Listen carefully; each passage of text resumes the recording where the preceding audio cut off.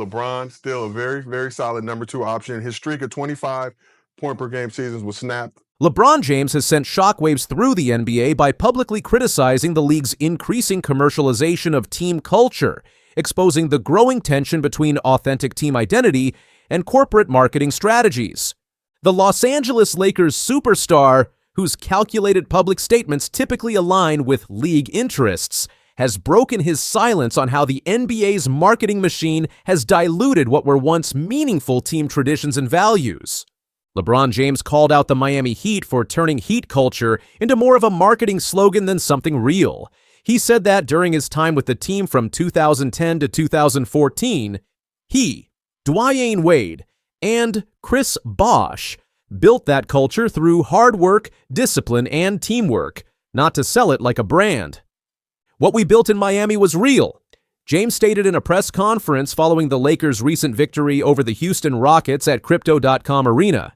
It was about sacrifice, professionalism, and putting team success above individual glory.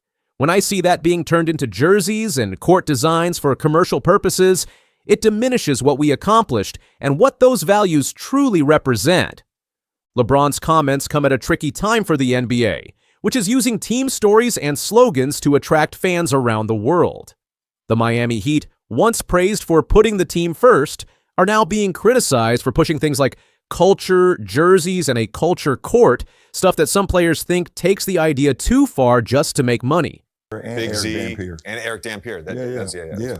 I'm going to tell you when it all changed. Obviously, my first year there, played great basketball, got all the way to the finals, losing the finals. James's comments have drawn attention to the remarkable achievements of the Heat's Big Three era, when the team reached 4 consecutive NBA Finals from 2011 to 2014, winning championships in 2012 and 2013. During this period, the Heat established themselves as one of the most formidable teams in NBA history, with their success built on a foundation of selflessness and strategic sacrifice. But wait, there is more. Chris Bosh is often seen as a symbol of what Heat culture really meant. Even though he was a star before joining the Miami Heat, he chose to take a smaller role to help the team win. He still averaged 17.1 points, 7.3 rebounds, and 1.6 assists per game, with solid shooting. People around the league say Bosh's smart and unselfish play helped the team work well together and win titles. Many believe he showed the real meaning of Heat culture before it turned into just a brand. The controversy surrounding Miami's commercialization of its team culture has resonated with players across the league. One prominent Heat player expressed frustration with the marketing strategy, stating, "When we had the culture jerseys on the court, it just ripened us up for people to make fun of." This comment highlights the disconnect between the authentic values players embody and the commercial representations teams create for marketing purposes. LeBron James isn't just calling out the Heat, he's questioning the whole NBA for turning team values into products to sell. He's pushing back against how the league markets itself, suggesting that turning real team identity into branding might go too far. The NBA has grown by telling stories about players and teams, which has helped it reach fans worldwide. But LeBron's comments raise a big question. Can you keep selling team values without losing what made them real in the first place? His words come at a time when the league is looking for more ways to make money, so this could shake things up. James's Lakers teammate Gabe Vincent, who previously played for the Heat, has supported the superstar's perspective, providing additional insight into how players view the commercialization of team cultures. As a former member of the Miami organization, Vincent has experienced firsthand the evolution of Heat culture from an internal philosophy to a marketed brand, giving credibility to James's concerns. Sources close to the league office indicate that officials are deeply concerned that James's comments could inspire other stars to voice similar criticisms, potentially undermining marketing strategies that have been years in development. The timing is particularly problematic as teams prepare for playoff runs, where these cultural narratives often feature prominently in promotional materials. For James, whose career has been defined by both championship success and cultural impact, the stance against commercializing team values aligns with his broader legacy. Throughout his time in Cleveland, Miami, and now Los Angeles, He has emphasized the importance of authentic leadership and organizational culture in building championship teams. What makes a team great isn't the slogans or the branded jerseys, James explained. It's the daily commitment to excellence, the willingness to make sacrifices for collective success, and the culture of accountability that exists behind closed doors. Those things can't be packaged and sold, they have to be lived. LeBron's critique carries major weight because he's the face of the NBA. With 19 All-Star picks, 4 titles, and 4 MVPs, his influence is huge, so when he speaks out, the league pays attention, making his comments on commercialization especially impactful. James's comments also coincide with his Lakers team preparing for another playoff run, where he hopes to add a 5th championship to his illustrious resume. The Lakers' recent victory celebration, captured in images showing James alongside teammates Jared Vanderbilt, Rui Hachimura, Jackson Hayes, and Gabe Vincent, underscores his continued relevance on the court even as his influence on league matters expands. The NBA now faces a delicate balancing act: how to maintain its successful marketing strategies while addressing the concerns of its most prominent star. James's critique serves as a reminder that behind the slogans, special jerseys, and branded courts, authentic team culture remains the true foundation of greatness in professional basketball. LeBron highlighted a key moment from the Heat's NBA bubble finals run to show what real team culture looks like. Despite injuries, the team stayed strong. A veteran stepped up to guard a star player, saying, "I'm like Bron. What are we doing?" A bold move that showed true leadership. For LeBron, moments like that reflect genuine culture, not the marketed version teams sell today. The narrative of this era in NBA history is a reminder that the essence of sports transcends mere statistics and marketing. It is a blend of selflessness, strategic insight, and the courage to confront both on-court challenges and the evolving dynamics of team branding. As Miami Heat's history is reevaluated in light of James's comments, the impact of players like Chris Bosh, whose career epitomized professional. He's going to be smiling from ear to ear when he hears me talking about him again. Oh, my God. He's going to get home and grab some ice cream out of the fucking freezer and sit in his chair in his tighty whities on the couch. I hope at some point you two do get a chance. But you're right. Dude, relax, bro. Relax. ESPN analyst Stephen A. Smith has finally addressed his highly publicized confrontation with NBA superstar LeBron James, and his comments have ignited a firestorm of reactions across the basketball world. The ongoing tension between the outspoken media personality and the Los Angeles Lakers forward has dominated sports headlines for weeks, with NBA legends and current players now weighing in on the controversy. The feud began earlier this month during a Lakers game against the New York Knicks when James approached Smith on the sidelines. According to multiple sources, James confronted Smith about the analyst's comments regarding his son, Bronny. Though brief and without physical contact, the interaction quickly went viral on social media. Tidy Whitey's comment was funny because I don't wear tidy Whiteys. Let you figure out why that is. But moving on from that particular subject, I don't happen to consider anything that LeBron has said a laughing matter. So y'all wanted me to be serious, I'll be serious. And I know there's some people out there that's going to be like, "Oh, I'm milking the story for all it's worth." Well, initially, Smith remained relatively quiet about the encounter. However, during a recent appearance on Gilbert Arenas' podcast, Smith made statements that dramatically escalated the situation. "If that man would have put his hands on me, I would have immediately swung on him. Immediately," Smith said. In the same interview, Smith acknowledged he would have gotten my ass thoroughly kicked by the 6'8", 250-pound NBA star, but insisted he would have fought back regardless. I would have gotten my ass kicked because had that man put his hands on me, I would have immediately swung on him. Immediately. That I'm not going to tolerate. But I knew he wasn't going to do something like that. There was no fear in my mind about it. It was shock. Because as I have repeatedly stated, I was not talking about his son. I was talking about him. These comments sparked immediate backlash from across the sports world, including from two-time Super Bowl champion Kalen Saunders, the New Orleans Saints defensive tackle who won 2 championships with the Kansas City Chiefs, took to Twitter to blast Smith for his remarks. "Bro, Steven, shut the expletive up damn," Saunders tweeted. "Bro, IDK, I don't know what it is with today's world with MFS that don't do anything other than talk, podcast or sports media, etc. Thinking these big bad MFS. I can do what you can do. You could never do what I do in a million years. Don't forget that." Smith quickly defended himself on social media, claiming his comments were taken out of context. "Nice try, folks. On my show, I said I would have swung on at King James had he slapped me, like lots of y'all said I was scared he would have done a few weeks ago," Smith tweeted. "I also said immediately after that I would have gotten my ass thoroughly kicked by the 6'8", 250-pound Goliath, but folks just left that part of my YouTube sentence out. Huh? Okay, have fun." The controversy has continued to grow, with NBA on TNT analyst Charles Barkley becoming the latest high-profile figure to address the situation.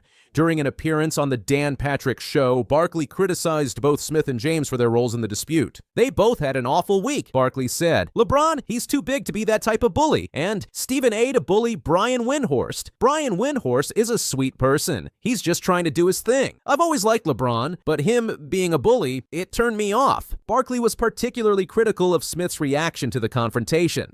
"The way he reacted was so lame and weak," Barkley continued.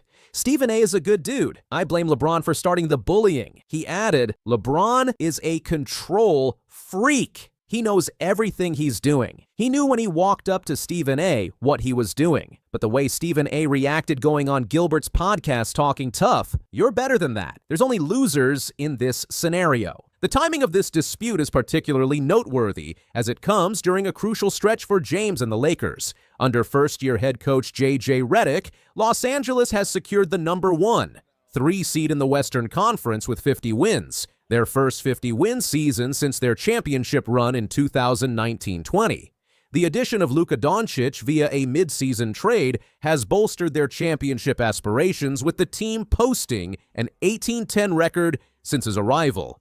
Interestingly, despite his current feud with James, Smith recently praised the Lakers' championship potential under Redick's leadership. "I want to say something. I don't consider it bold at all. J.J. Redick is going to win himself a championship one day as a coach in the near future," Smith said. "I think he's proven to be that exceptional and that locked in and that zeroed in. It might not be this year, but with Luka Doncic and LeBron James, I can't summarily dismiss them against anybody outside of OKC." The feud between Smith and James has deeper roots that extend beyond this recent confrontation.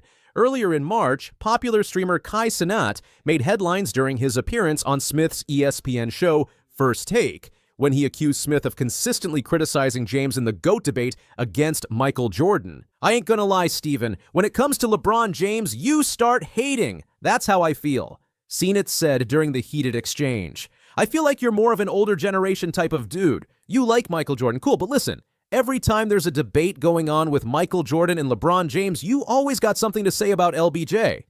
Cenat concluded his argument with a bold statement. "And I'm here to say it. LeBron is better than Jordan. I said it." This prompted a passionate response from Smith, who defended his position while acknowledging James's greatness. This latest chapter in the Smith-James saga highlights the complex relationship between media figures and the athletes they cover. Smith, known for his bombastic style and unfiltered opinions, has built his career on provocative commentary. James, meanwhile, has long been sensitive to media criticism, particularly when it involves his family. As the Lakers prepare for their playoff run, questions remain about how this feud might impact James's performance and focus. With the team positioned as legitimate contenders thanks to the James-Doncic pairing, basketball fans are watching closely to see if off-court distractions will affect their championship aspirations. James, who has remained relatively quiet throughout this controversy, is focused on adding a 5th championship to his illustrious career. At 40 years old, he continues to defy expectations, averaging impressive numbers and leading a Lakers team that has championship aspirations. For his part, Smith continues his role as one of sports media's most polarizing figures, generating ratings and reactions with every hot take. What do you think about the ongoing feud between Stephen A. Smith and LeBron James? Is Barkley right that there are only losers in this scenario? And will the controversy affect the Lakers' championship hopes as they enter the playoffs? The debate continues, fueled by some of the biggest personalities in basketball on and off the court. Share your thoughts in the comment section and subscribe to our channel for more updates. What do you make of LeBron confronting you in the aftermath of that situation? I thought it was weak. I thought it was some bullshit. But in the moment, I knew that I was listening to a father. Stephen A. Smith just took his feud with LeBron James to another level, and it's more intense than anyone expected. The outspoken ESPN analyst didn't hold back on the Gills Arena podcast, slamming LeBron's courtside confrontation as weak and bulls. Days after their heated exchange went viral, Smith has doubled down, adding even more fuel to the fire between him and the NBA's all-time leading scorer. This rivalry is far from over.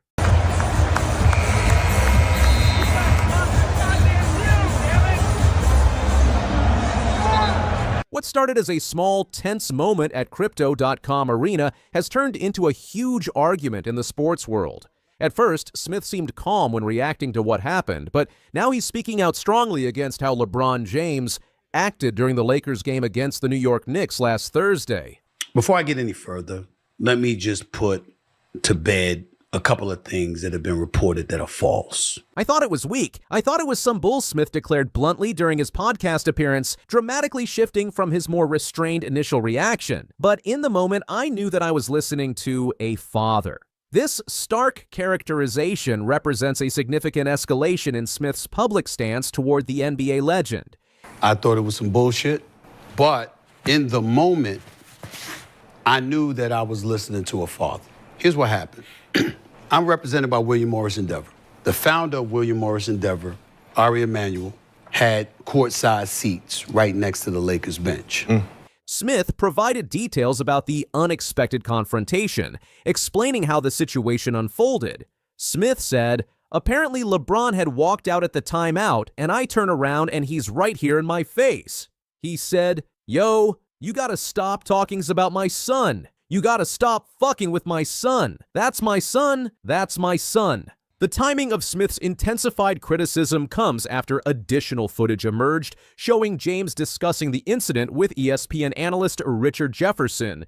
In this clip, James can be heard saying, "That's the only thing I'm tripping. I don't give a fuck." Once he talks about, "I'm pleading to you as a father. I can't." This behind-the-scenes conversation appears to have further inflamed Smith, who admitted being really putzing hard after seeing James's exchange with his colleague. After the situation. So what we want to do is want to play the footage of that. It's not long, maybe, I don't know, 20 seconds or so, and then we're going to come back and continue on the show. Take a look at this footage here.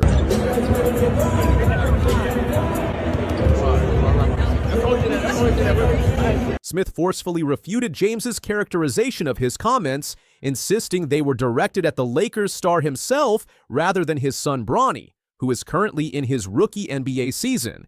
"It wasn't about your son. I know he's number 55. I know he got work to do. I believe that he's got the potential, and by the way, I'm rooting for him. I ain't rooting against nobody. But I was talking about your You did this," Smith exclaimed with increasing intensity. I know he got work to do. I believe that he got potential. I believe that he got the potential to go pro. I truly believe that. It's going to be tough, but I think he could pull it off. And by the way, I'm rooting for him. I ain't rooting against nobody. The First Take host specifically criticized James's approach to the confrontation, suggesting the basketball icon should have handled the situation privately. Rather than come up to me at courtside, all you had to do was say, "Yo, I need to see you after the game." Smith stated forcefully, "You didn't do that, Cisniere. You said you're fucking with my son." "No, I wasn't. I was talking about you." Smith's frustration extended beyond this specific incident to encompass what he perceives as special treatment afforded to James throughout his career. All of us as reporters, as a league, as an NBA franchise, had to sit back and be quiet and capitulate to your size. You did that, Smith declared, suggesting a broader pattern of preferential treatment that has long frustrated members of the sports media. You the one that had us as reporters, as a league, as an NBA franchise. All of us got to sit back and be quiet and capitulate to your shit. Come on now. You did that. The confrontation reportedly centered on Smith's previous comments about LeBron's handling of his son Bronny's entry into the NBA. Smith had previously suggested that LeBron's very public desire to play alongside his son had inadvertently placed excessive pressure and scrutiny on the rookie. This perspective clearly struck a nerve with James, leading to the courtside confrontation that caught both basketball fans and media personalities by surprise. Despite Smith's increasingly harsh assessment of the situation, LeBron's agent, Rich Paul, has attempted to downplay the significance of the clash. During an appearance on the Pat McAfee show, Paul stated, "I didn't think it was much. But as adults, you try to handle things the best way possible, so I was glad they were able to move on." He acknowledged the challenge sports personalities face with media criticism, noting that as much as they critique, sometimes it can be felt as if it's a little bit more than that.